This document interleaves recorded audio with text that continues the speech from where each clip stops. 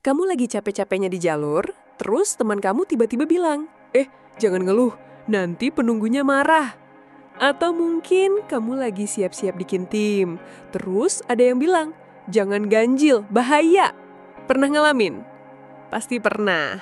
Kita semua sering dengar aturan-aturan ini. Tapi pernah nggak sih kamu mikir, kenapa aturan itu ada? Apakah ini cuma tahayul? Atau ini adalah kearifan kuno yang menyembunyikan fakta keselamatan yang selama ini kita abaikan?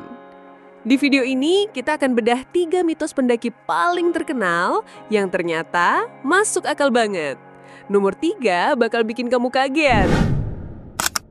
Oke, kita mulai dari yang paling hits. Katanya, kalau kita mendaki dalam rombongan ganjil, misalnya bertiga, nanti bakal ada sosok lain yang ikut biar jadi genap. Ih, serem ya kedengarannya. Tapi, coba deh, kita lepasin dulu serem-seremnya. Ternyata ada penjelasan logis yang keren banget di baliknya. Ini semua soal manajemen risiko. Coba bayangin, kita mendaki berempat. Kan enak ya, bisa dibagi jadi 2 tim, masing-masing berpasangan. Ini namanya buddy system. Kalau satu orang kenapa-kenapa, teman pasangannya bisa nemenin, sementara 2 lainnya turun cari bantuan. Aman. Nah, sekarang bayangin kalau kita bertiga. Terus amit-amit satu orang cedera. Bingung kan? Satu orang nemenin korban, satunya lagi turun sendirian. Atau korban ditinggal sendirian. Dua-duanya sama-sama berisiko tinggi. Jadi, mitos digenepin itu sebenarnya cara super kreatif dari para pendaki zaman dulu buat ngajarin kita, kalau bikin tim, pikirin skenario terburuknya ya, pastiin nggak ada yang bakal sendirian kalau ada apa-apa. Keren kan?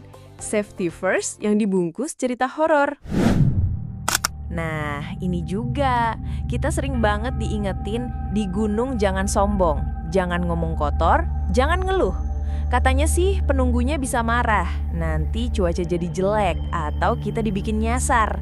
Masuk akal sih kedengerannya, tapi di luar itu aturan ini tuh ilmu psikologi tingkat tinggi loh, serius.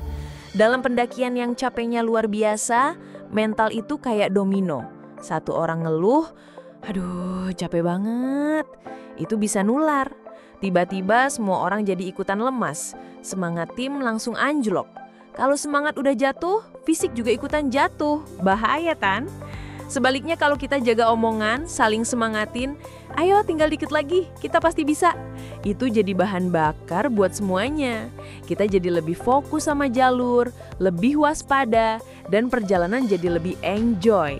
Jadi larangan jaga mulut itu intinya adalah mental coaching paling dasar. Biar kita dan seluruh tim tetap kuat, bukan cuma fisik, tapi juga pikiran. Positive vibes only, gitu deh. Oke, ini dia yang terakhir. Dan mungkin ini yang paling penting. Siapa sih yang gak terpesona sama Edelweiss, si bunga abadi? Tapi selalu ada peringatan. Jangan dipetik, nanti sial. Atau, itu bunganya para dewa, nanti yang punya marah. Kepercayaan ini kuat banget. Dan ada bagusnya. Tapi di balik cerita barang milik gaib itu ada sebuah prinsip yang super penting. Konservasi alam. Logikanya sederhana banget. Bayangin kalau setiap dari ribuan pendaki yang naik metik 1 tangkai Edelweiss aja.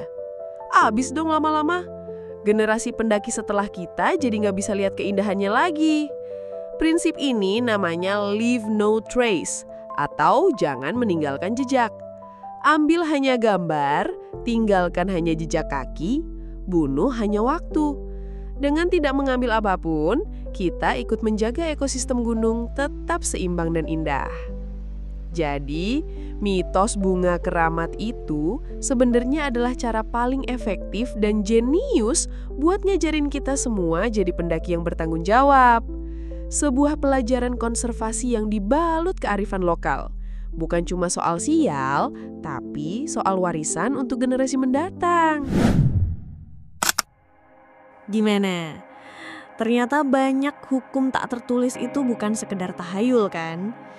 Itu adalah bentuk kebijaksanaan dari para pendahulu kita. Mereka menggabungkan logika keselamatan, psikologi tim, dan etika konservasi ke dalam cerita-cerita yang mudah kita ingat. Jadi, mau kamu percaya dari sisi mistisnya atau logikanya, pesannya tetap sama. Hormatilah gunung, jagalah timmu, dan jaga dirimu sendiri. Oke deh, segitu dulu obrolan kita kali ini. Tulis di kolom komentar dong, mitos pendaki apa lagi yang pernah kamu dengar. Sampai ketemu di jalur pendakian berikutnya. Salam lestari.